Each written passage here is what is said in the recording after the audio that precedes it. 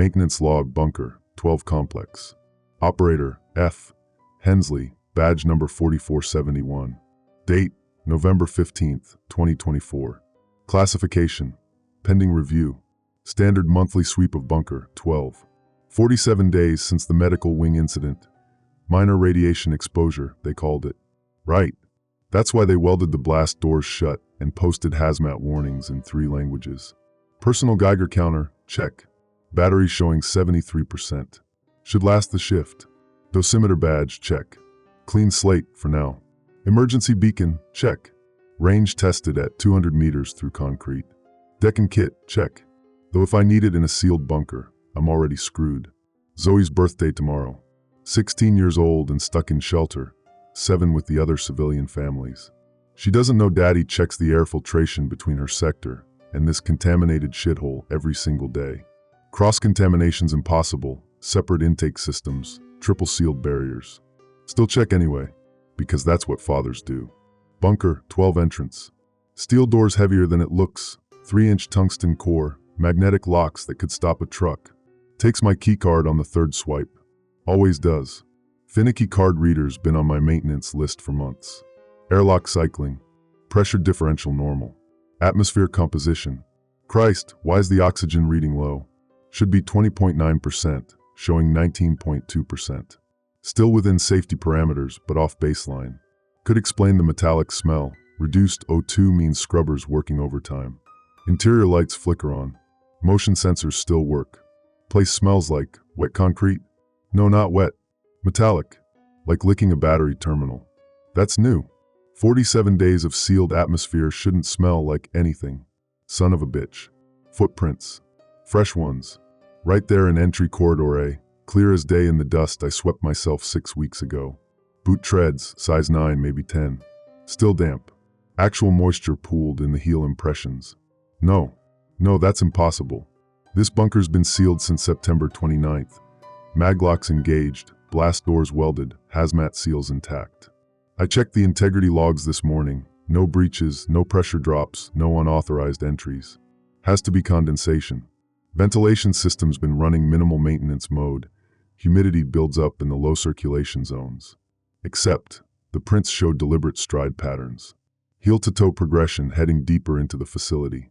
Condensation drips don't arrange themselves in walking formation. My Geiger counter clicks steady and low. Background radiation sits at 0.8 millisieverts per hour, unchanged since the September incident. Whatever leaked in medical wing C stays contained behind those blast doors. Has to, but someone walked through here. Recently. 15 years maintaining these bunkers. 15 years learning every pipe, every wire, every shadow. I know the difference between system malfunction and human presence. These prints aren't a malfunction. Trail leads past equipment bay 2. Emergency lighting bathes everything in sickly amber. Backup power mode since the incident. The footprints are visible in every dust accumulation zone, carefully avoiding the metal grating where they'd leave no impression. Whoever made these knows our flooring layout. My radio crackles. Hensley status report. Bunker, 12 inspection proceeding normally. I lie. Can't explain this over open channels. Not yet. Protocol says anomalies get reported after documentation. Always document first. Copy that. Command out. Should have mentioned the footprints. Should have called for backup. But if command hears about integrity breaches, they'll initiate emergency protocols. Shelter, 7 evacuation. Move Zoe to some distant facility where I can't monitor her air quality, her radiation exposure, her safety. Can't risk that. The prints continue past storage room, 4, past the main generator housing. Heading toward medical wing C. Of course they are. Because nothing good ever happens near a contaminated zone. Geiger counter's malfunctioning. Reading spikes from 0.8 to 2.1, drops to 0.6, then jumps to 1.4. Fucking knockoff piece of shit. Requisition the proper German dosimeter 3 times. Budget office keeps stamping denied in red ink. Current equipment adequate for routine monitoring. Adequate for routine monitoring of my ass. Shake the unit. Reading stabilizes at 0.9. Close enough. The footprints are getting clearer. Whoever made them was carrying weight, deeper heel impressions, longer stride. And they're recent. Had to be within the last, 6 hours? Maybe 8? The moisture's still visible. Wait, there's something else in the dust pattern. Irregular scuff marks paralleling the footprints, like someone dragged their feet intermittently, or something got dragged alongside them. Focus, Hensley. Double shift yesterday repairing Shelter 3's atmospheric processor kept me up until 02:30. Sleep deprivation makes you see patterns that aren't there. Makes you paranoid. Except these scuff marks follow the exact same path as the footprints. Same direction. Same destination. The blast door to Medical Wing C looks exactly like it should. Steel barrier welded shut with industrial-grade seams. Hazmat placards in English, Spanish, and Russian. Radiation trefoils bright yellow against battleship gray. The welds show no scoring, no cutting marks, no breach attempts. But the footprints lead directly to this door. Then nothing. Trail ends. I circle the barrier, checking every angle, every surface. The tracks terminate exactly 3 feet from the sealed entrance. Like whoever made them simply ceased to exist at that point. Unless, overhead, ventilation access grate, mounted flush against the ceiling 20 feet up. Maintenance ladder bolted to the wall beside it. The grate sits slightly askew, maybe 2 inches off alignment. Easy to miss unless you're specifically looking. But the ladder rungs are spotless. No dust accumulation, no moisture residue. Someone climbed up there within the last few hours. Geiger counter spikes to 4.7, then drops to 0.3. Jesus Christ, this thing's useless. Might as well flip a coin for radiation readings. My hands are shaking. When did that start? Back to Security Station A. Need to check the cameras. 24 units covering every corridor in Bunker 12. If someone's been wandering around, the system caught it. Login successful. Pulling footage from the last 48 hours. Entry corridor A, empty. Timestamp shows continuous recording, no gaps. Equipment bay 2, empty. Same timestamp continuity. Storage room 4, empty. But, wait. The timestamp on storage room 4 jumps. 0347 hours to 0623 hours in a single frame. That's impossible. The system doesn't skip time like that unless someone looped the feed. Check another camera. Equipment bay 2 shows the same timestamp jump. So does corridor B. Every camera in the facility shows identical gaps. 5 hours and 36 minutes of missing footage. Professional job. Had to be someone with system access. Someone who knows our security protocols. Who the hell has override codes for Bunker 12? My memory's fuzzy on that detail. Should remember, I helped install this system 3 years ago. Command staff, section chiefs, senior maintenance, someone else. Can't place the name. Doesn't matter. What matters is they're still inside. And they're heading for the one place in this bunker that could kill everyone in Shelter 7 if it gets breached. Radio's crackling again. Hensley, you're behind schedule. Status? Behind schedule because I'm chasing ghosts through a contaminated bunker. Behind schedule because someone's playing games with our security. Behind schedule because my daughter's breathing air that connects to this nightmare through 3 layers of filtration. Minor equipment check, I respond. Need another 20 minutes. Understood. Command out. 20 minutes to figure out who's in here and what they want. 20 minutes before command starts asking harder questions. The footprints lead toward Medical Wing C, but whoever made them went up through the ventilation system. That grate connects to the main air circulation network. The same network that feeds Shelter 7. Zoe's sector. I check my Geiger counter one more time.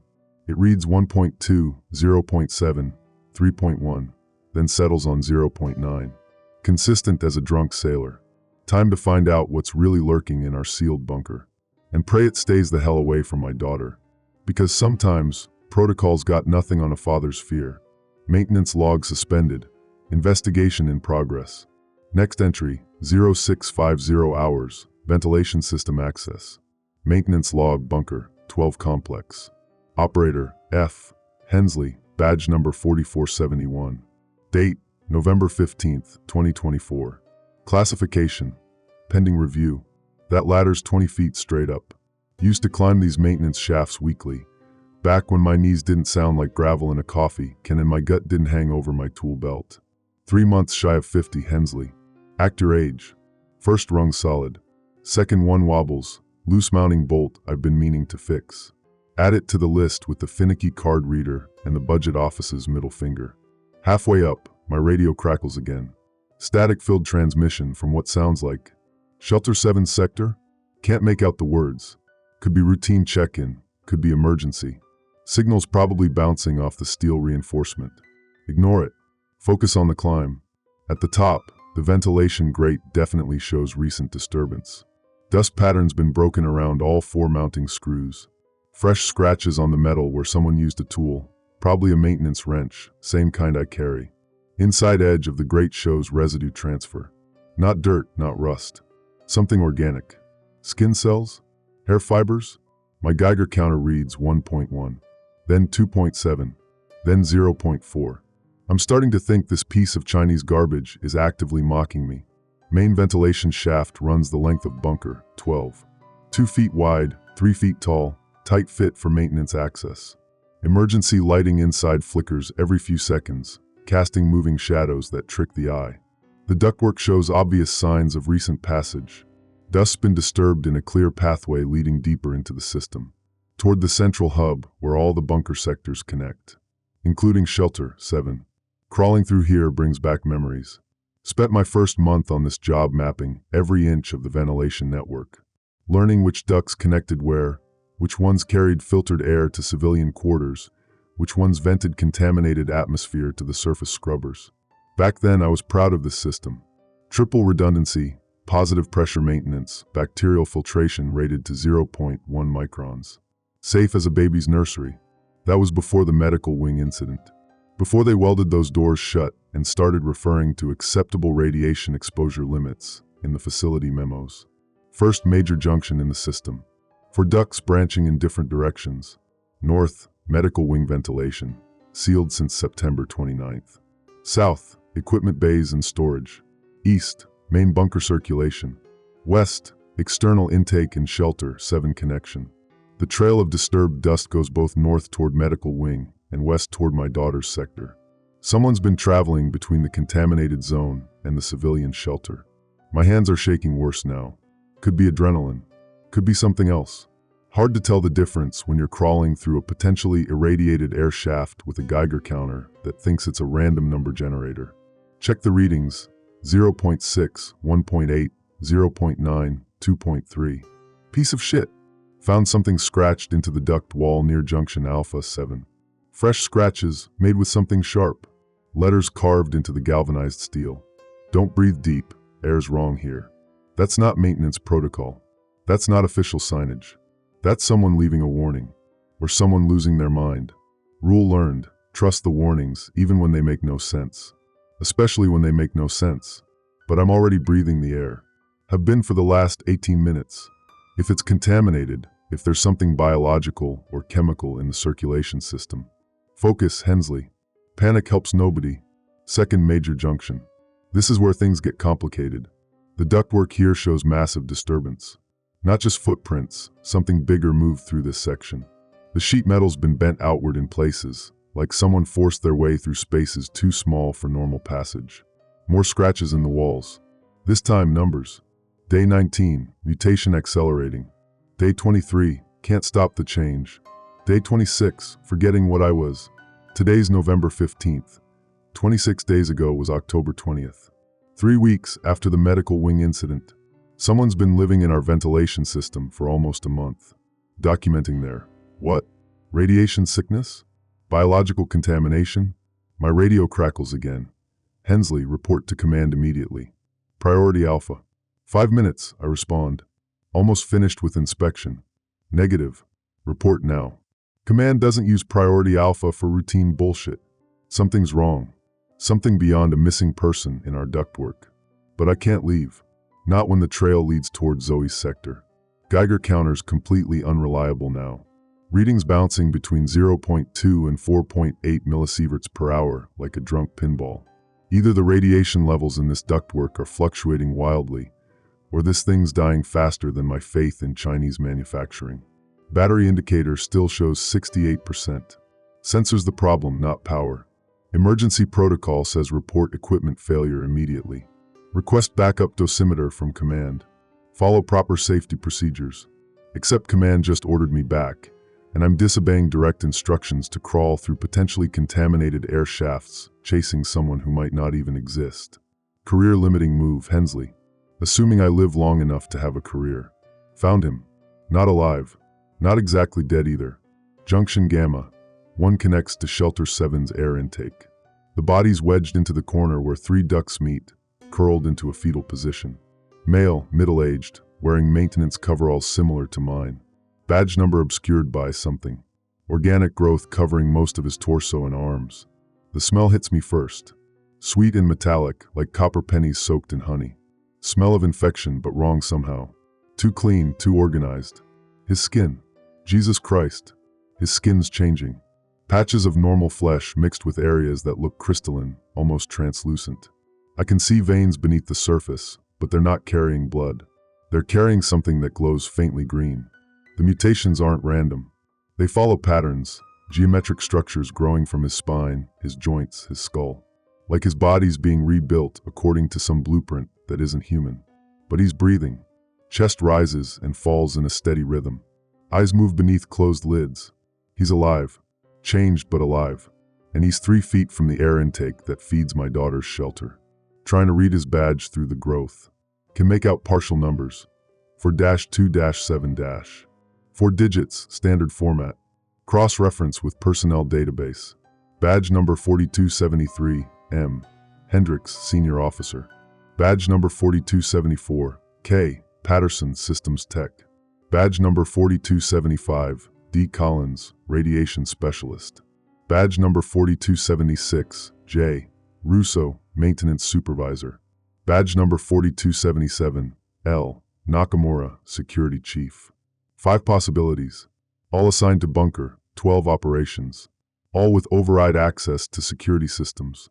The name's coming back to me now. Hendricks. Mike Hendricks. Worked security rotations, helped coordinate the medical wing lockdown after the incident. Had a brother in the civilian population. Remember him requesting family priority status for shelter assignments. His brother got placed in Shelter 7. Same sector as Zoe. Wait, that's wrong. Hendricks never had family in the civilian shelters. He was single, lived alone in the staff quarters. I'm mixing up memories. But someone with his badge number, someone who looked enough like him to fool the biometric scanners, has been using his access codes. Someone with family to protect. 2 more rules scratched into the ductwork near Hendricks' position. Sealed zones aren't sealed, check the overrides. Family first, even if it kills them. Rule learned. Trust nobody with family in the system. Love makes people do stupid things. Rule learned. Double-check every seal, every barrier, every containment measure. Someone with override access has been playing games. But the contradictory rule hits me harder. Report anomalies immediately versus sealed zones aren't sealed. If I report this, they'll evacuate Shelter 7. Move Zoe somewhere I can't protect her. But if I don't report it, whatever's changing Hendricks might spread through the entire civilian population. My radio's been silent for 6 minutes. Command's either too busy to follow up, or they're sending someone to find me. Hendricks is definitely alive, but the mutations are extensive. Whatever happened in Medical Wing C, whatever they were trying to contain, he's been exposed to it for weeks. The green glow in his modified circulatory system pulses in rhythm with his heartbeat. Bioluminescent contamination? Some kind of radioactive pathogen that changes cellular structure? My worthless Geiger counter reads 0.1, 3.7, 1.2, 0.8. No pattern, no consistency. But there's definitely something in the air here. Metallic tastes stronger, slight burning sensation in my lungs. Getting harder to think clearly. Words feel sluggish in my head, like trying to speak through honey. Should be wearing full respiratory protection. Should have called for backup. Should have followed orders and reported to command 20 minutes ago. Should have become a plumber like my dad suggested. ISIS. The ductwork layout is burned into my memory after 15 years. Junction Gamma. 1 connects directly to Shelter 7 air intake, civilian quarters, 47 residents including Zoe. Equipment Bay 5 maintenance supplies, tools, spare parts. Emergency Command Center, backup operations facility. External exhaust vents, atmospheric release points. If Hendricks moves from this position, if whatever's changing him spreads through his respiratory system, it could contaminate every connected space within hours. But he's been here for days, maybe weeks. Why hasn't the contamination spread already? Unless it has, and we just haven't detected it yet. My hands won't stop shaking. Definitely not adrenaline anymore. Emergency isolation valve located 6 feet behind Hendrick's position. Manual shutoff for junction gamma. 1. Designed to contain atmospheric hazards. Should cut off airflow between this section and shelter 7. Except closing it means Hendrick stays trapped in a dead-end duct with no ventilation. Whatever's happening to him, cutting off his air supply might accelerate it, or kill him. Hard to say which would be worse. And if I activate the valve, shelter 7 loses 30% of its air circulation capacity. Emergency protocols would trigger within hours, forcing evacuation anyway. No good choices, Hensley. Just degrees of awful. I crawl past Hendricks toward the isolation valve. He doesn't respond to my presence, still breathing, still mutating, but unconscious or catatonic. The valve handle turns easily. Too easily. Someone's maintained this mechanism recently. The metal shows fresh lubrication, no rust, no corrosion. Someone wanted this valve ready for use. Radio's completely dead now. Not static, not garbled transmission, absolute silence. Either I'm out of range, impossible at this depth, my equipment failed, possible but unlikely, or someone's jamming the signal, paranoid but can't rule it out. Emergency beacons still functional.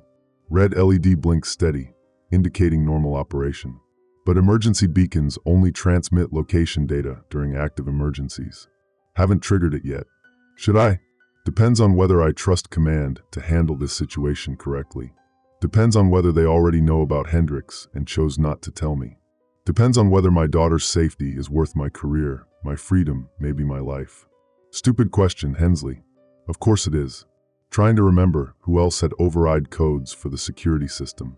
Command staff, obviously. Section chiefs. Senior maintenance like Russo. But there was someone else. Someone I worked with directly on the installation. Face is clear in my memory. Older guy, gray hair. Always wore the same coffee-stained jumpsuit. We spent 3 days running cable through these exact ducts. He knew the layout better than anyone. But I can't recall his name. Can't remember his badge number. Can't even remember which department he worked for. The memory gap feels deliberate, like someone reached into my skull and carved out specific information. Could be the contamination. Air quality in these ducts is definitely compromised. Whatever's changing Hendricks might be affecting my cognitive function too. Short-term memory loss, confusion, impaired judgment, all symptoms of biological exposure. My hands have stopped shaking, but that might not be a good sign. Loss of motor control reflexes could mean neurological damage is accelerating. Movement in the adjacent ductwork. Not air circulation, something deliberate. Something large enough to cause vibration in the sheet metal. Hendricks is still motionless, still breathing, still changing. Whatever's moving, it's not him. There's someone else in the ventilation system. The sound comes from the north, medical wing direction. Scraping, dragging noises like someone pulling a heavy object through the ducts. Getting closer. My emergency beacon's range is 200 meters through concrete. If command doesn't know about the contamination, if they're not deliberately covering it up, triggering the beacon might bring help. Or it might bring whoever's responsible for this mess. Can't stay here. Can't go back the way I came. Not with something approaching from medical wing. Can't go toward shelter 7. Won't risk leading contamination directly to Zoe. Only option is the emergency exhaust vent. Leads to the surface, bypasses all civilian areas. If I can reach external communications, contact someone outside the facility, maybe get independent help. But leaving Hendricks here means abandoning him to whatever's coming from medical wing. Leaving the contamination uncontained. Leaving my daughter in a facility where people with override codes have been playing biological warfare games for weeks. The dragging sound's getting louder. Definitely coming this way. Time to move, Hensley. Time to find out how deep this rabbit hole goes. And pray Zoe's still safe when I reach the bottom. Because sometimes a father's fear is the only compass that points toward truth. Maintenance log suspended. Emergency protocols pending. Next entry, 0750 hours, surface contact attempt. Maintenance log bunker, 12 complex. Operator, F. Hensley, badge number 4471. Date, November 15th, 2024. Classification. Emergency, unsecured transmission. Emergency exhaust vent ladder extends 43 feet straight up. Steel rungs bolted into concrete shaft, designed for quarterly maintenance inspections. Haven't climbed this one in 8 months, not since they installed the new atmospheric scrubbers and decided routine inspections were budget inefficient. My legs feel like overcooked spaghetti. Whatever's in the air down there, it's affecting muscle coordination. Grip strengths maybe 70% normal. If I fall from this height, Zoe loses her father and gains a contaminated facility with nobody left who gives a damn about civilian safety. Don't fall, Hensley. Simple rule. Halfway up, the dragging sound echoes through the shaft below. Whatever was moving through medical wing has reached junction gamma. 1. Found Hendricks' position. I should go back. Should try to help him, even in his condition. Should document whatever's happening down there. But my daughter's life trumps my conscience. Always has, always will. Surface access hatch opens into Emergency Communication Station Alpha, 12. Concrete bunker built into the hillside, barely large enough for 2 people. Emergency radio, independent power supply, direct line to external authorities. Everything they didn't want us using unless the facility was literally collapsing. Well, guess what? It's collapsing.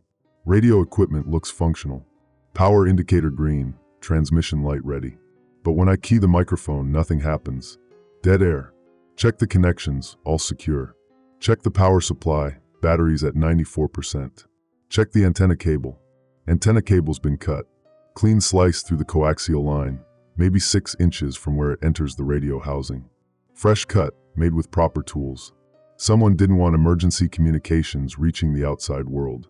Someone with access to this facility. Someone who knew exactly how to disable our safety net.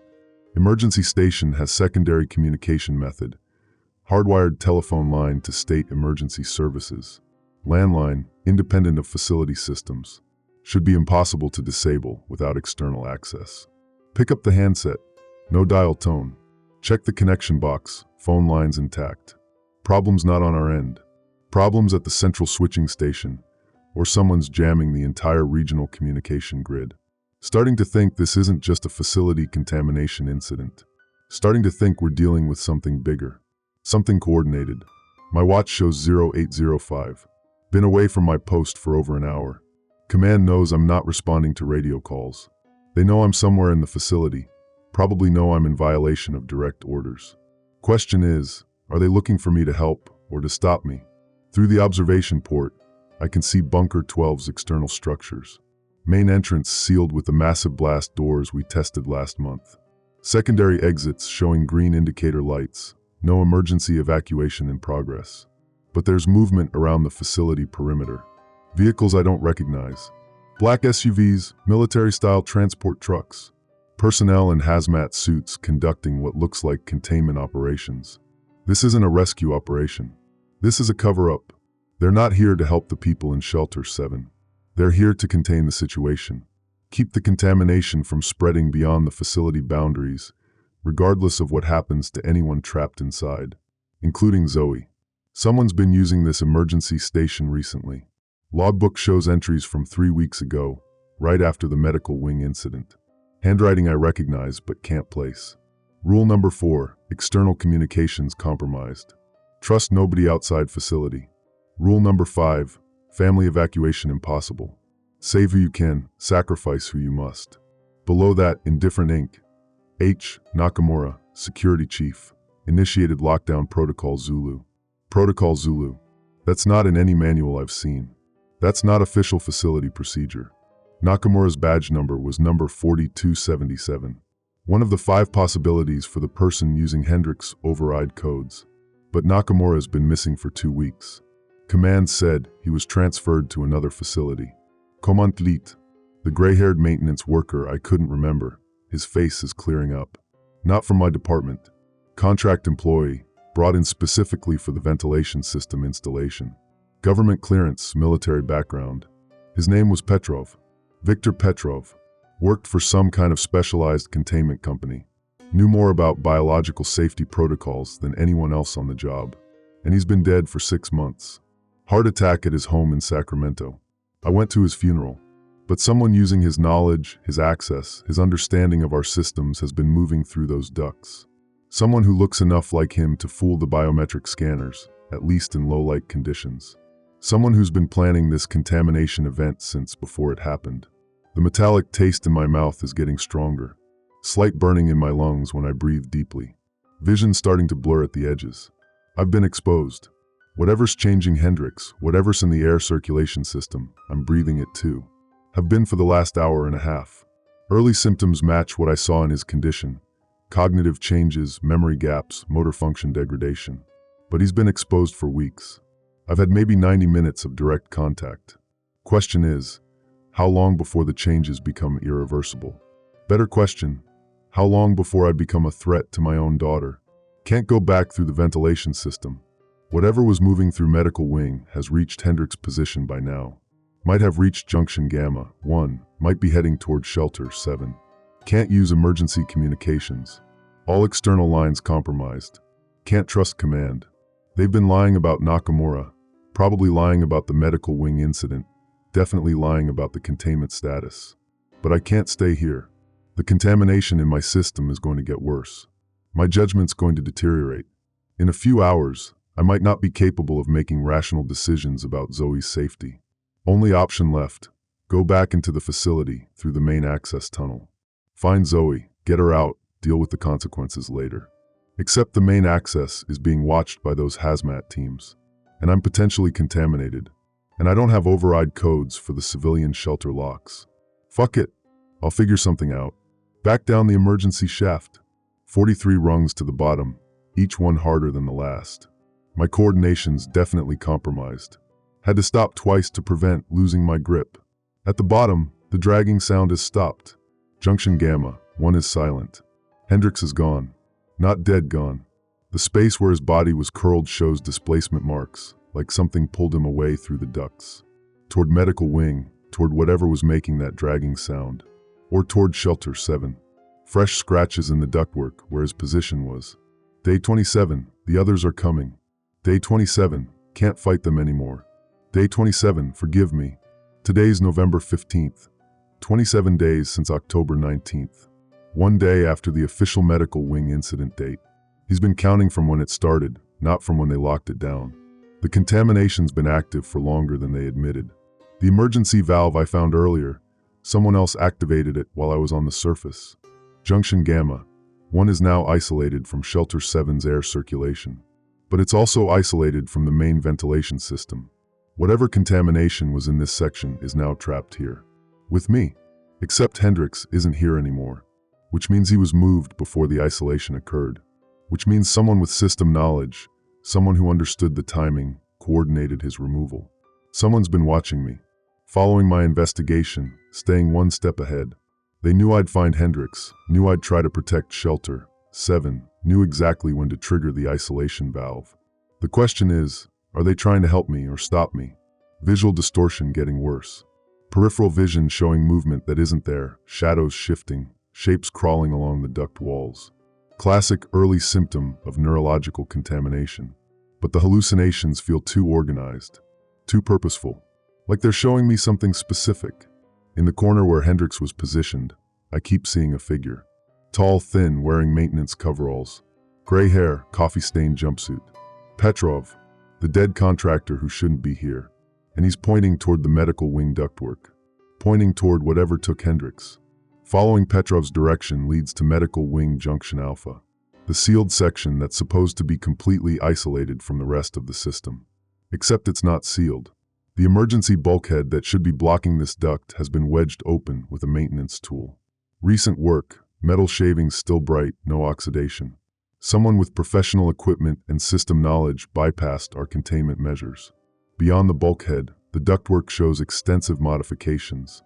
Additional ventilation shafts, jury-rigged filtration systems, improvised living spaces carved into the concrete walls. Someone's been living in medical wing for weeks. Not just surviving, thriving. Building infrastructure. Planning something. And the green glow that was in Hendrix's circulatory system? It's everywhere down here.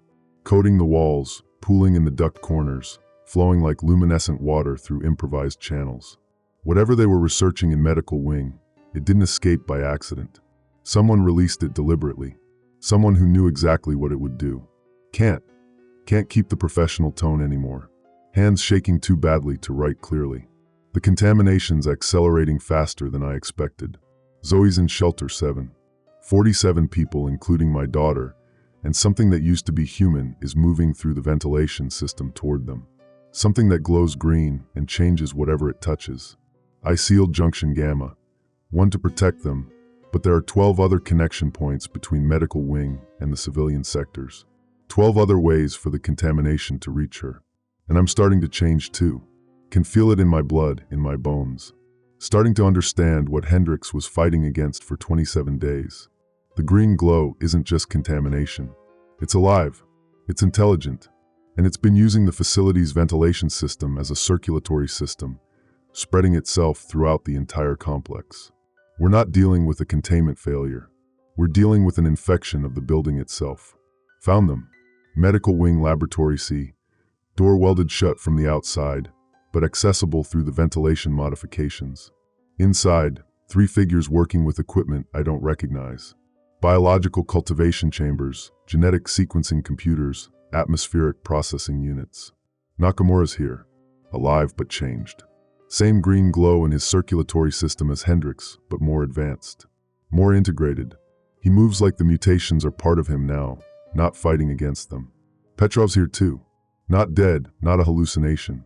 His death was faked to remove him from official oversight. Give him freedom to work on whatever this project really is. And the third figure, Christ. It's Hendrix, but he's changed completely. The mutations have progressed beyond human recognition. He's become something new. Something that can survive in contaminated environments, process toxic atmosphere, maybe even spread the contamination through direct contact. They're not trying to stop the infection. They're trying to perfect it. Nakamura notices me watching from the ventilation grate. No surprise, no alarm. He was expecting me. Hello, Hensley. Right on schedule. His voice sounds normal, but there's something underneath it. Harmonic resonance, like he's speaking through the building's ventilation system itself. The civilians in shelter, 7, your daughter included, they're not in danger. They're subjects. We needed a controlled population for the final phase of testing. Testing for what? My own voice sounds wrong now. Distorted by whatever's changing in my respiratory system. Adaptive survival, radiation resistance, biological enhancement for post-nuclear environments. He gestures toward where Hendrix was transformed. We're creating the next phase of human evolution. Without consent, without choice. Choice is a luxury for species that aren't facing extinction. We're offering survival. Petrov steps forward. His mutations are more subtle than the others, but they're there.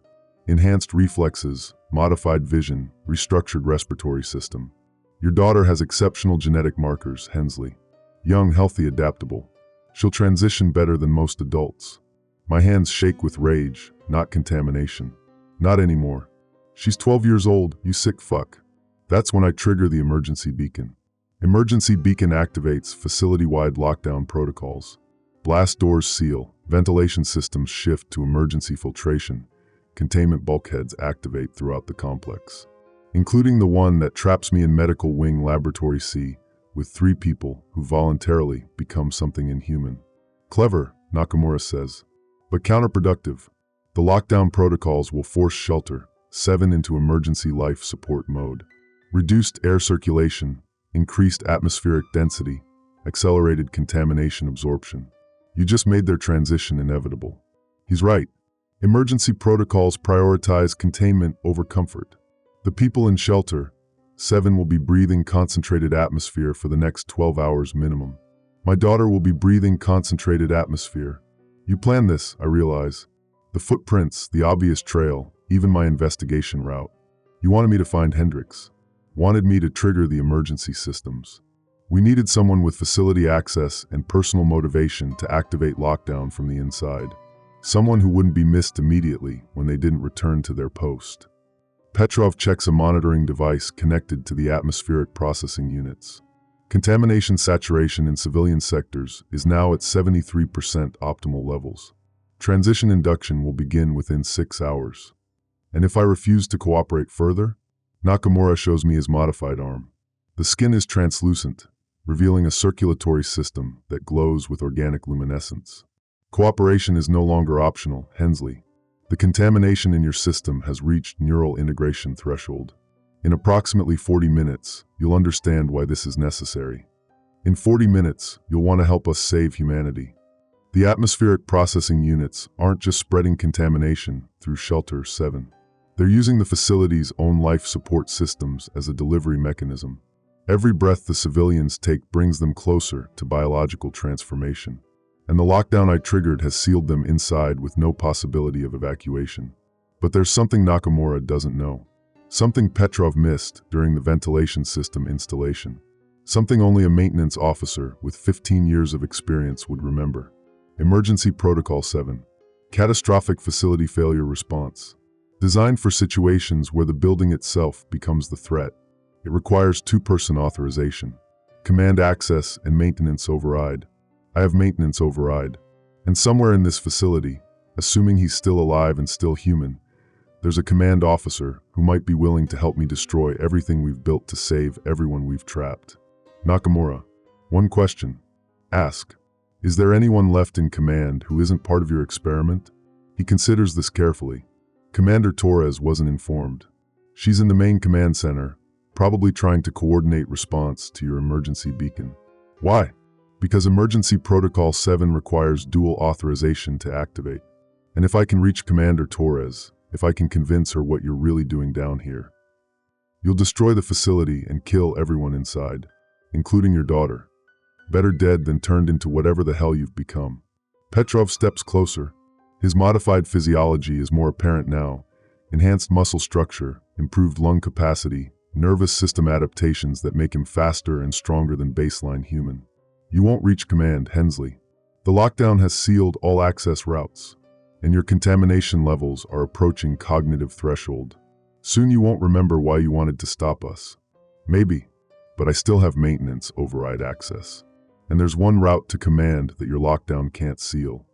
Which route? The one I've been crawling through for the last 2 hours. The ventilation system you've been using as your distribution network. The ducts are contaminated. Concentrated exposure will accelerate your transformation. Then I better move fast. Back into the ventilation system. Junction Medical Alpha, emergency crawlway toward command. Every breath burns now, green luminescence visible in my saliva when I spit. The contamination's winning, changing my cellular structure in real time. But muscle coordination is actually improving. Enhanced reflexes, better low-light vision, increased lung efficiency. The mutations aren't just changing me, they're optimizing me for survival in this environment. Which is exactly what Nakamura meant about understanding why it's necessary. In a post-nuclear world, in an environment where radiation and biological contamination are permanent fixtures, these modifications might actually represent improved human survival capacity. But they come at the cost of choice, of consent, of the right to remain recognizably human, and they're being tested on my daughter without her permission or mine. Command ventilation access is 3 junctions ahead, but the atmospheric concentration is incredible here. Green luminescence, so thick it's like crawling through liquid light. My vision is changing. I can see heat signatures through the duct walls, electromagnetic fields around electrical systems, structural stress patterns in the building framework. Information overload that somehow makes perfect sense. The mutations are giving me capabilities I never had. Sensory input I never imagined. Understanding of the facility's systems that transcends my 15 years of maintenance experience. But they're also changing how I think, how I prioritize, how I define survival. Part of me is starting to agree with Nakamura. Starting to see the enhanced humans as evolution rather than contamination. That's the real horror. Not that they're changing my body, but that they're changing my mind, making me complicit in my own transformation and my daughter's. Commander Torres is alone in the command center. She's been trying to reach me on radio for over an hour, coordinating response to my emergency beacon with outside authorities who aren't responding. Hensley, where the hell have you been? Through the ventilation grate, I can see her at the main console. Human, uncontaminated, increasingly desperate to understand what's happening in her facility. Commander, I need you to activate Emergency Protocol 7. Protocol 7? That's Facility Destruction Protocol. Reserved for catastrophic contamination events that can't be contained. That's exactly what we're dealing with. I explain what I've found. The biological research, the deliberate contamination, the plan to transform the civilian population. She listens with growing horror and disbelief. You're telling me Nakamura and his team are conducting unauthorized human experimentation? Using our own people as subjects? Not experimentation. Evolution. They believe they're saving humanity by changing it into something post-human. And you've been exposed to this contamination? For over 2 hours. I can feel it changing me, changing how I think, what I want, what I believe is necessary for survival. She studies my face through the grate. Even in the dim emergency lighting, she can probably see the early signs. The luminescence in my circulatory system, the structural changes beginning around my eyes and throat. How long before you're no longer capable of opposing their plan? Maybe 20 minutes, maybe less. And your daughter is in shelter 7? Along with 46 other people who don't deserve to be turned into experimental subjects. Commander Torres accesses the Emergency Protocol 7 system. 2-person authorization required. Command override and maintenance override. She has one, I have the other. Hensley, understand what this means. Protocol 7 will destroy the facility completely. Underground detonation, structural collapse, total containment of any biological agents. No survivors. I understand. Including your daughter. I understand. Including you. I understand. But do I? The contamination is affecting my judgment, my emotional responses, my ability to prioritize human life over abstract principles. Am I making this choice because it's right, or because my changing brain chemistry is making me suicidal? Are you certain this is the only option? The contamination is in the ventilation system. It's in the water supply. It's in the atmospheric processing units that keep everyone alive. There's no way to evacuate people safely. No way to decontaminate them once they've been exposed. And no way to stop the research team from continuing their work. Not with the resources we have. Not with the time we have left. She hesitates, finger hovering over the authorization key. There might be other options. External containment, specialized decontamination, medical treatment for the contamination effects. Commander, look at me. Really look at me. She looks. Sees the green luminescence in my eyes, the structural changes beginning in my respiratory system, the enhanced musculature that's already making me stronger and faster than I was 2 hours ago. In 20 minutes, I'm going to think the contamination is beneficial. I'm going to want to help Nakamura complete his research. I'm going to believe that transforming the civilians, including your daughter if she were here, is a gift rather than a violation. That's why we have to activate Protocol 7 now, while I still understand what we're destroying and why it needs to be destroyed. 0921 hours, final choice. Authorization required. Command access code. Torres enters her code. The system acknowledges her identity and clearance level. Authorization required. Maintenance override code. My turn. The code I've used thousands of times over 15 years. The access that lets me fix things, maintain things, keep the facility running safely. Now I'm going to use it to destroy everything I've spent my career protecting, including my daughter. My fingers hesitate over the keypad. The contamination is strong enough now that I can feel my priorities shifting. The desire to preserve human life is being replaced by the desire to preserve human potential. The distinction between murder and evolution is becoming blurred. In 5 minutes, maybe less, I won't be capable of making this choice. Won't want to make this choice. Zoe's face appears in my mind. Not as she is now, but as she might become after Nakamura's transformation. Enhanced, adapted, capable of surviving in environments that would kill a normal human.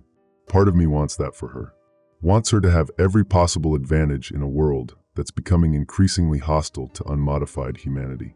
But a larger part of me wants her to have the choice. Wants her to remain human until she's old enough to decide for herself what she wants to become. Hensley, now or never. I enter my maintenance override code. Emergency Protocol 7 authorized. Facility destruction sequence initiated. All personnel have 15 minutes to reach minimum safe distance. Alarms blare throughout the complex. Emergency lights switch to red. Automated voice systems begin countdown to detonation. Through the facility's communication system, I can hear Nakamura's response. Hensley, you've just murdered 47 innocent people. I've just prevented you from turning them into something they didn't choose to become. You've chosen death over evolution. I've chosen human dignity over survival at any cost. But even as I say it, the contamination is making me doubt. Making me wonder if dignity matters when the alternative is extinction. 12 minutes until detonation. Commander Torres has sealed herself in the emergency command bunker. Maximum protection from the underground explosion, though survival isn't guaranteed. I could join her. Could spend my last few minutes in relative safety, protected from the worst effects of the contamination. Instead, I'm crawling back through the ventilation system toward Shelter 7. Not to save Zoe. Can't save her now. But to be with her when it happens. To hold my daughter's hand while the world ends, and make sure the last thing she sees is her father's face. Even if that face is no longer entirely human, the contamination is winning. I can feel my opposition to Nakamura's plan weakening, my understanding of the greater good expanding to include forced evolution. But my love for Zoe remains stronger than any biological modification. That's what they couldn't account for. That's what their perfect plan couldn't overcome. A father's love for his child, and his refusal to let anyone else make choices about her future, even if those choices might save her life. 10 minutes to detonation. I've reached Shelter 7. The emergency lockdown means I can't enter the civilian quarters, but I can speak to them through the communication system. Zoe, it's Dad. Dad? Where are you? Everyone's scared. The alarms won't stop. I know, sweetheart. I'm sorry. I'm so sorry. Are you coming to get us? No, baby. I can't. But I need you to listen to me very carefully. I tell her I love her. Tell her she's the best thing I ever did, the only thing that ever really mattered. Tell her that what's about to happen isn't her fault, isn't anyone's fault except the people who thought they could make choices for other people without asking. I don't tell her we're all going to die in 8 minutes. I don't tell her that I'm the one who made that choice. I don't tell her that part of me is already wondering if I made the wrong choice. 5 minutes to detonation. The contamination has reached the point where I can barely remember why I opposed Nakamura's plan. The enhanced capabilities feel natural now, beneficial, necessary for survival in a hostile environment. But I still remember loving Zoe. Still remember wanting to protect her right to choose her own future. Even if I can no longer understand why that choice mattered more than her survival. The green luminescence is visible in my reflection on the duct walls. My circulatory system has been completely modified. My respiratory system has adapted to process the contaminated atmosphere efficiently. My nervous system has enhanced sensory and cognitive capabilities. I am no longer entirely human, but I am still entirely her father. 3 minutes to detonation. Through the communication system, I can hear Nakamura in medical wing. Still working, still believing his research will continue somehow, somewhere else. You've delayed evolution, Hensley. You haven't stopped it. Maybe he's right. Maybe enhanced humans are inevitable. Maybe normal humanity is too fragile to survive the world we've created. But today, in this facility, 47 people will die as humans. They won't be transformed without consent. Won't be used as experimental subjects. Won't be forced to become something they didn't choose to be. Even if that something might have saved them. 1 minute remaining. Dad, I love you too. Zoe's voice through the communication system. The last human words I'll ever hear from the last human I'll ever love. I love you, sweetheart. More than anything. Forever. The facility begins to shake. Deep underground explosions, structural supports failing in precise sequence. Protocol 7 is designed to collapse the entire complex inward, creating a sealed tomb that will contain any biological contamination indefinitely. Including us. Including me. Including the thing I'm becoming. Detonation sequence complete. Facility collapse initiated. Containment successful. I kept my daughter human until the end. I think that was the right choice. I think. Maintenance log terminated. Operator F, Hensley deceased. Biological contamination status, contained. Operator F, Hensley, badge number 4471. Date, November 15th, 2024. Classification. Emergency, unsecured transmission. Emergency exhaust vent ladder extends 43 feet straight up. Steel rungs bolted into concrete shaft, designed for quarterly maintenance inspections. Haven't climbed this one in 8 months. Not since they installed the new atmospheric scrubbers and decided routine inspections were budget inefficient. My legs feel like overcooked spaghetti. Whatever's in the air down there, it's affecting muscle coordination. Grip strength's maybe 70% normal. If I fall from this height, Zoe loses her father and gains a contaminated facility with nobody left who gives a damn about civilian safety. Don't fall, Hensley. Simple rule. Halfway up, that dragging sound echoes through the shaft below. Whatever was moving through medical wing has reached junction Gamma 1. Found where Hendrix was hiding. I should go back. Should try to help him, even after seeing what he's becoming. Should document whatever's happening down there for the investigators who'll never come. But my daughter's life trumps my conscience. Always has, always will. Surface access hatch opens into Emergency Communication Station Alpha 12. Concrete bunker built into the hillside, barely large enough for 2 people. Emergency radio, independent power supply, direct line to external authorities. Everything they didn't want us using unless the facility was literally collapsing. Well, guess what? It's collapsing. Radio equipment looks functional. Power indicator green, transmission light ready. But when I key the microphone, nothing happens. Dead air. Check the connections, all secure. Check the power supply, batteries at 94%. Check the antenna cable. Antenna cable's been cut. Clean slice through the coaxial line, maybe 6 inches from where it enters the radio housing. Fresh cut, made with proper tools. Someone didn't want emergency communications reaching the outside world. Someone with access to this facility. Someone who knew exactly how to disable our safety net. Emergency station has secondary communication method. Hardwired telephone line to state emergency services. Landline, independent of facility systems. Should be impossible to disable without external access. Pick up the handset. No dial tone. Check the connection box, phone lines intact. Problems not on our end. Problems at the central switching station, or someone's cutting us off from the outside world deliberately. Starting to think this isn't just a facility contamination incident. Starting to think we're dealing with something bigger. Something coordinated. My watch shows 0805. Been away from my post for over an hour. Command knows I'm not responding to radio calls. They know I'm somewhere in the facility, probably know I'm in violation of direct orders. Question is, are they looking for me to help or to silence me? Through the observation port, I can see Bunker 12's external structures. Main entrance sealed with the massive blast doors we tested last month. Secondary exits showing green indicator lights, no emergency evacuation in progress. But there's movement around the facility perimeter. Vehicles I don't recognize. Black SUVs, military-style transport trucks. Personnel in hazmat suits conducting what looks like containment operations. This isn't a rescue operation. This is a cover-up. They're not here to help the people in Shelter 7.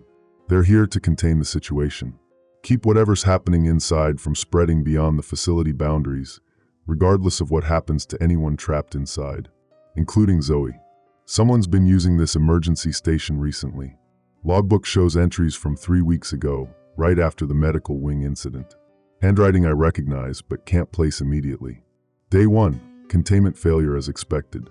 External communications disabled. Day 3, civilian contamination proceeding on schedule. Day 7, subject adaptation rates higher than projected.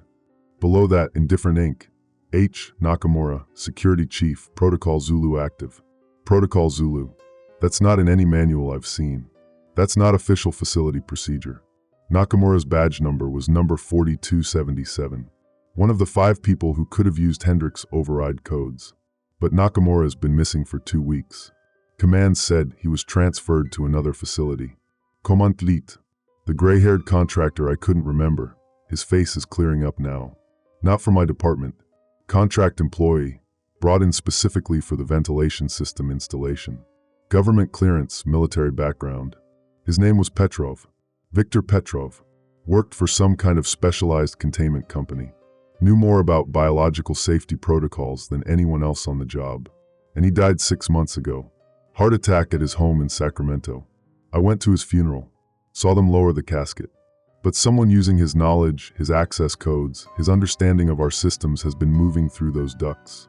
Someone who looks enough like him to fool security cameras, at least in low-light conditions. Someone who's been planning this contamination event since before it happened. The metallic taste in my mouth is getting stronger. Slight burning sensation in my lungs when I breathe deeply. Vision starting to blur at the edges, but paradoxically, I can see details I never noticed before. I've been exposed.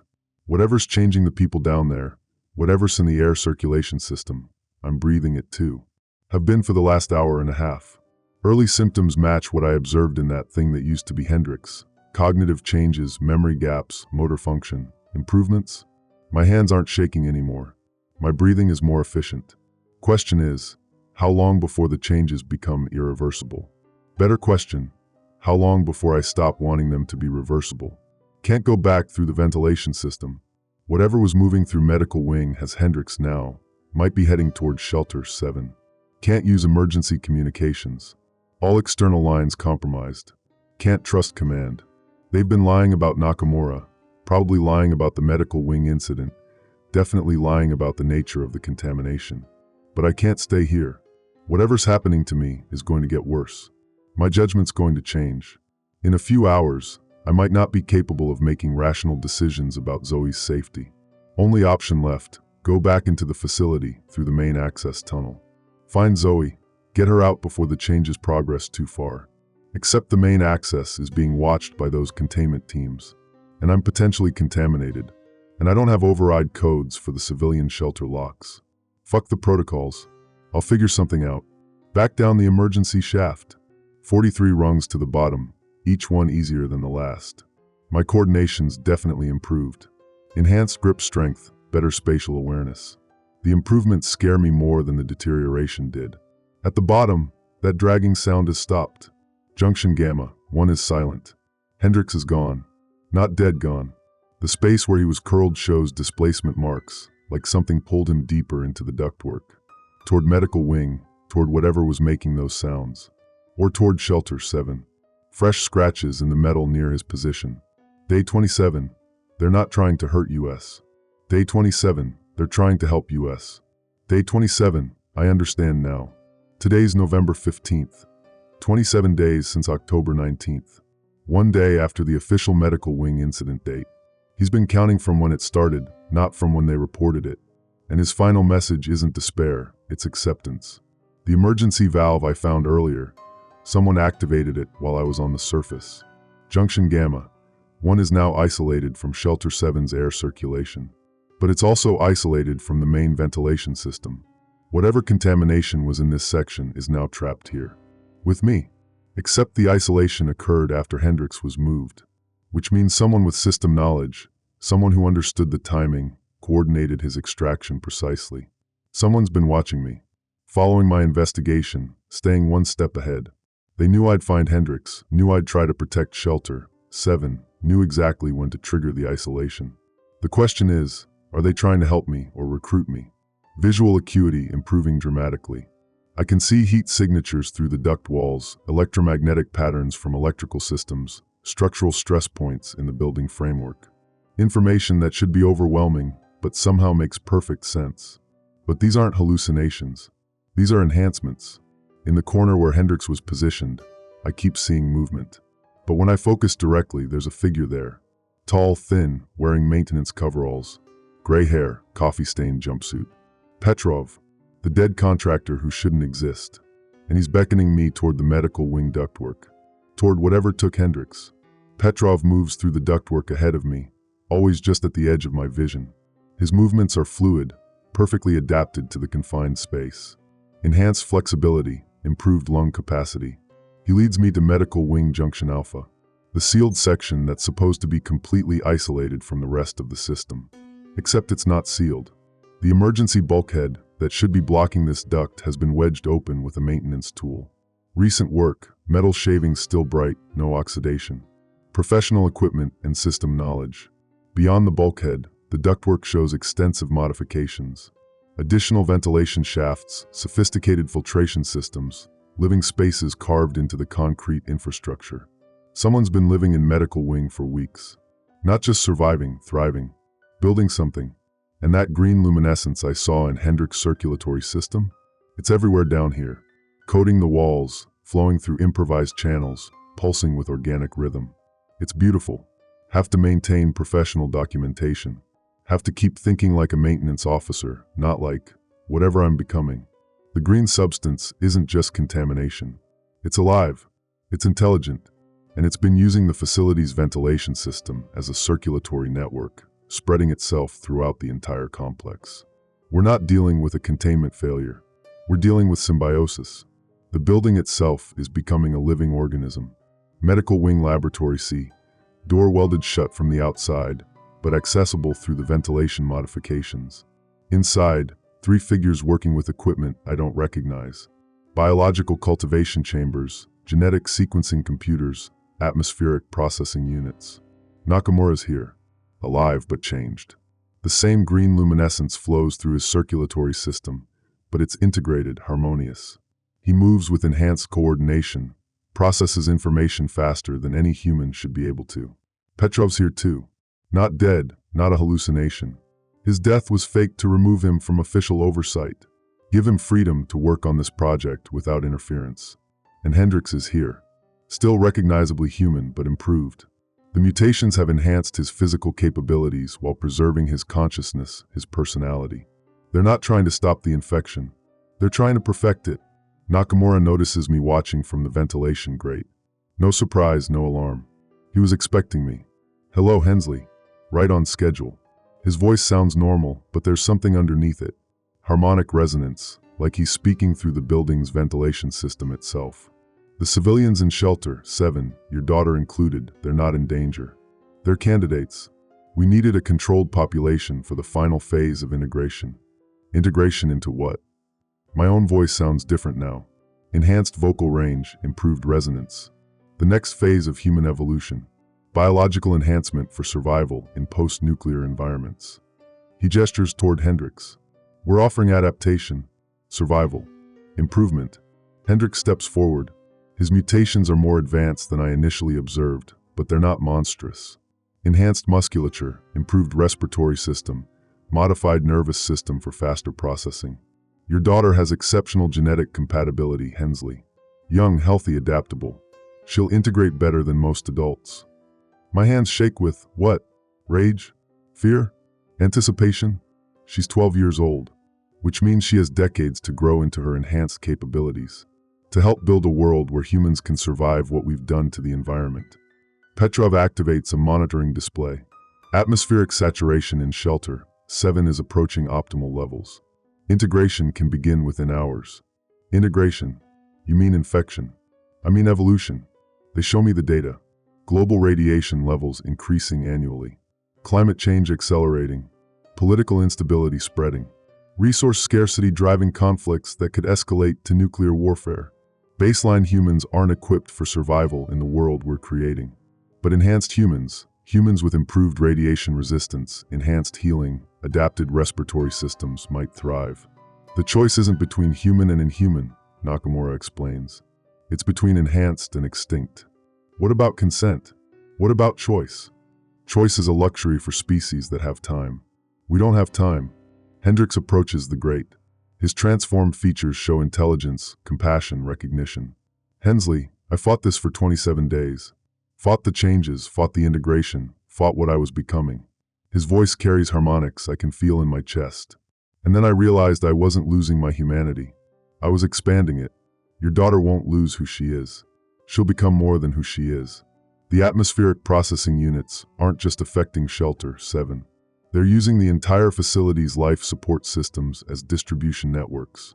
Every breath anyone takes in this complex brings them closer to integration, including me, including the external containment teams, including anyone who enters this facility. The building itself has become the delivery mechanism. How long have I been exposed? Approximately 90 minutes of direct contact. Petrov checks his instruments. Neural integration should begin within the next 30 minutes.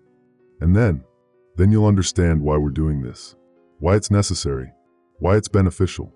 Nakamura gestures toward the monitoring displays. The external containment teams are already showing early integration signs.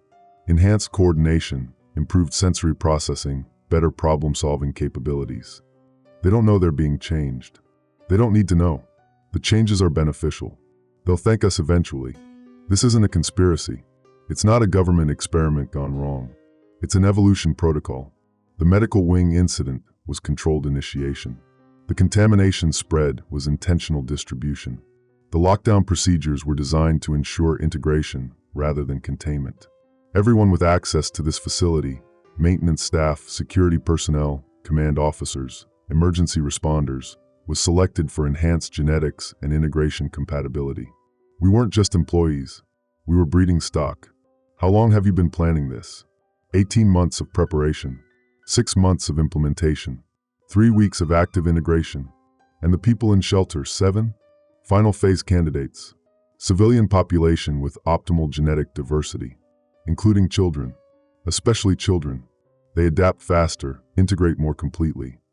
My enhanced vision shows me the truth in their biometric readings. No deception, no coercion. They genuinely believe they're saving humanity by changing it.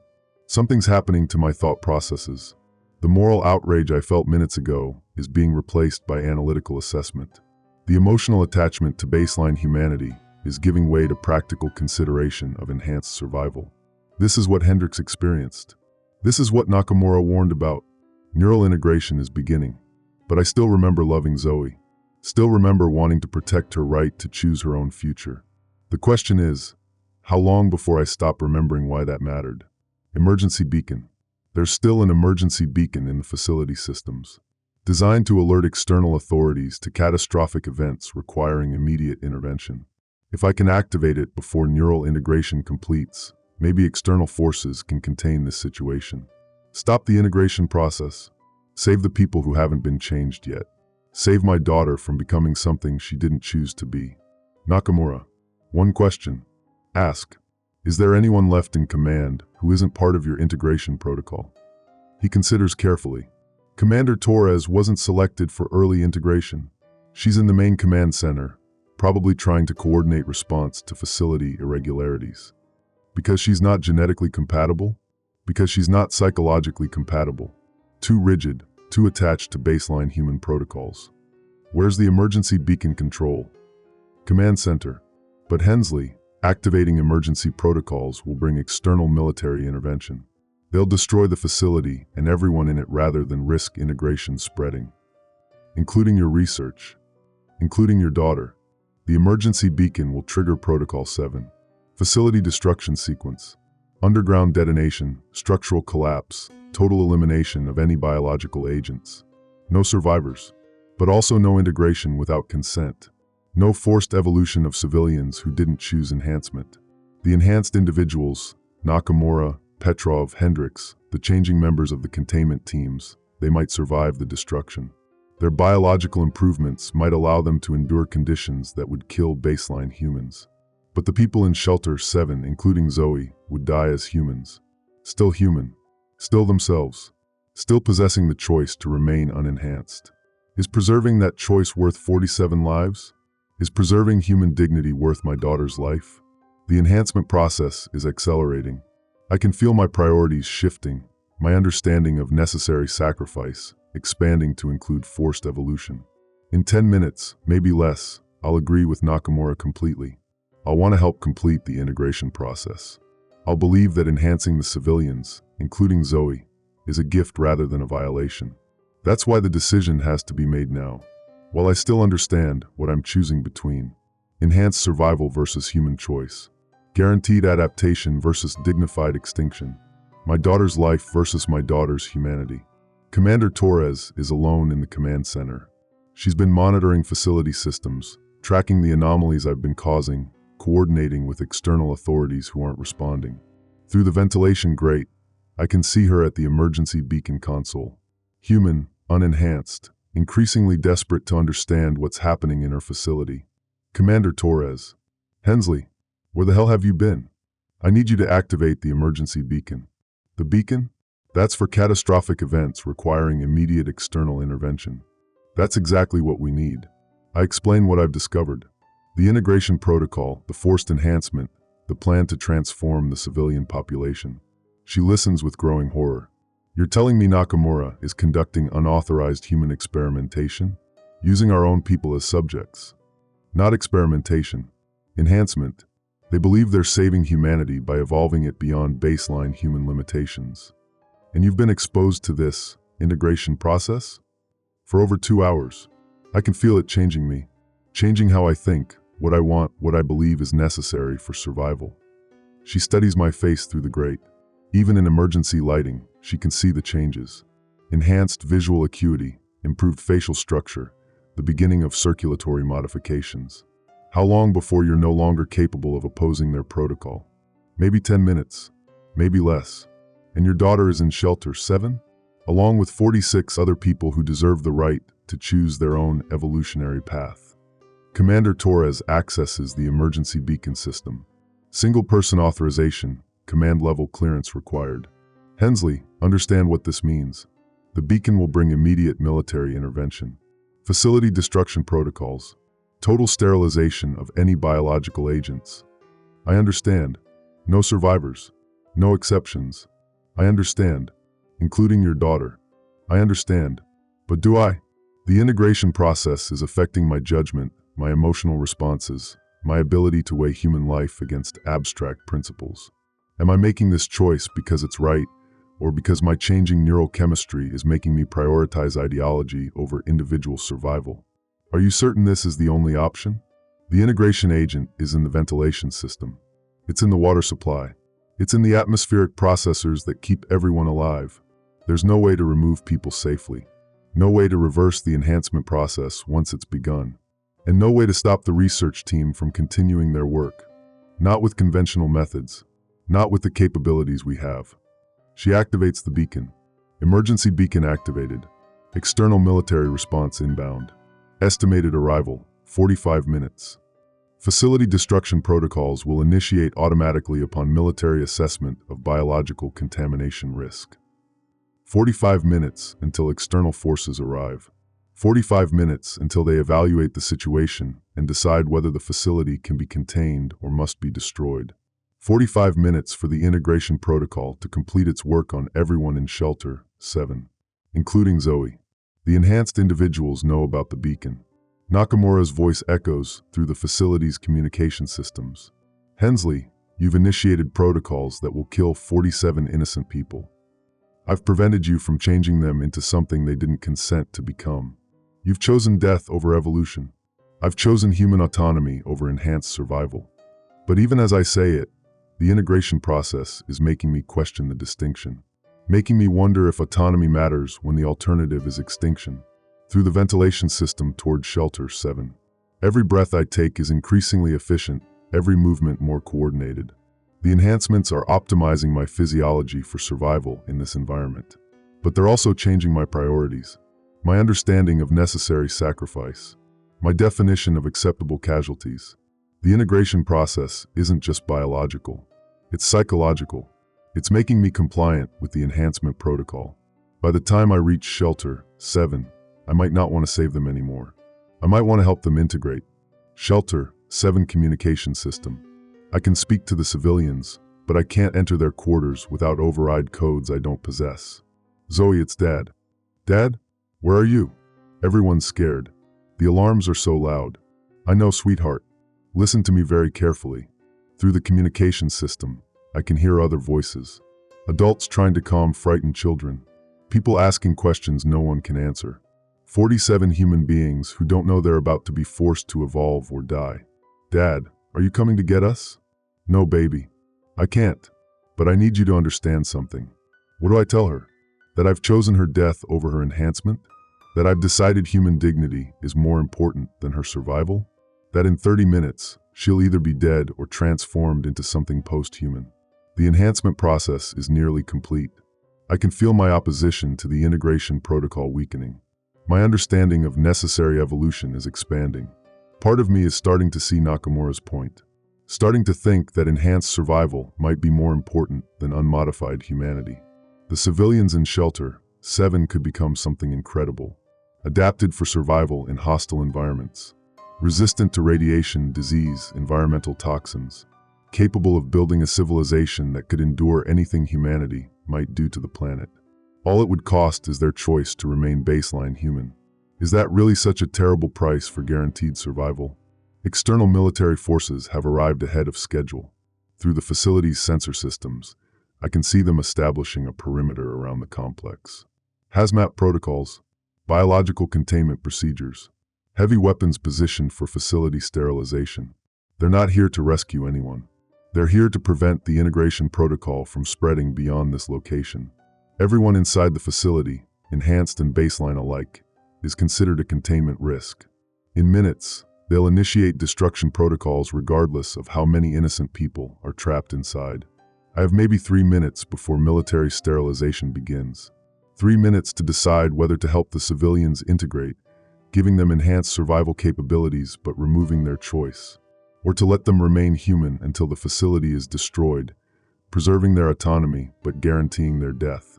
The integration process has progressed far enough that I can see benefits to both options. Enhanced humans could survive the destruction protocols. Baseline humans will certainly die in them, but enhanced humans would be changed forever. Baseline humans would die as themselves, have to fight the integration, have to remember why choice matters more than survival. Zoe deserves the right to decide her own future, deserves to grow up human and make her own decisions about enhancement when she's old enough to understand the implications. 46 other people deserve the same right, even if exercising that right means they'll die, even if respecting their autonomy means I'll lose my daughter.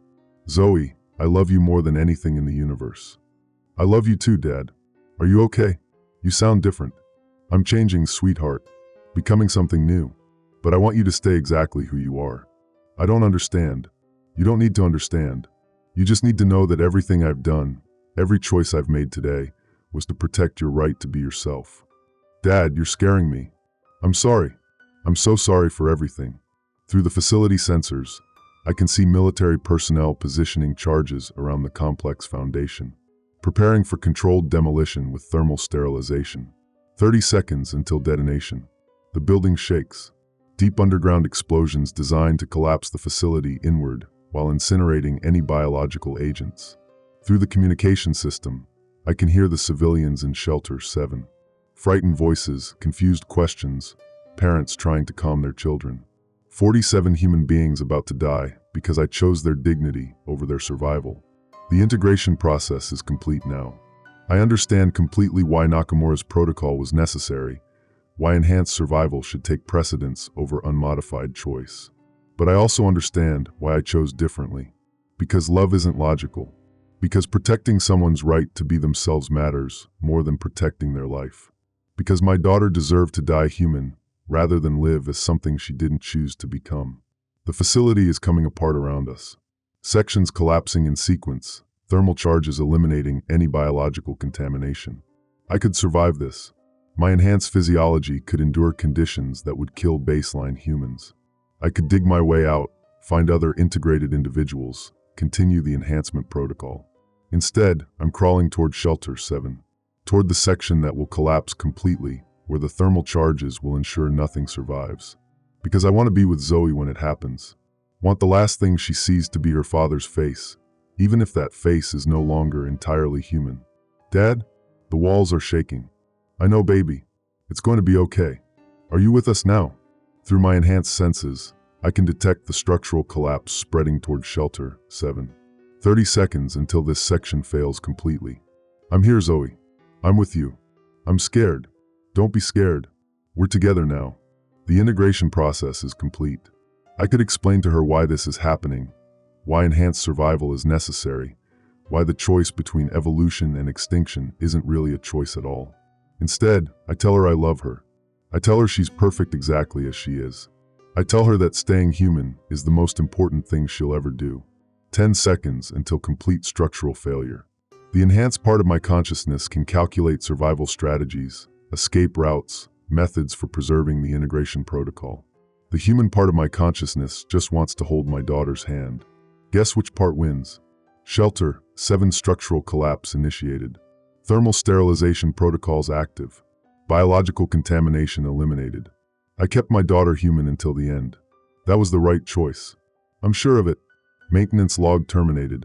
Operator F, Hensley deceased. Biological contamination status, sterilized. Facility status, destroyed. Civilian casualties, 47. Enhanced individuals eliminated, 3. Containment, successful. Military after-action report. Classification redacted.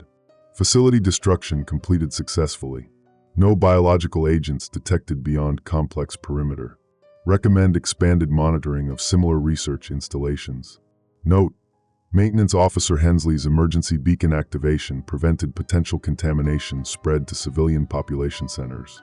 Posthumous commendation recommended. End transmission.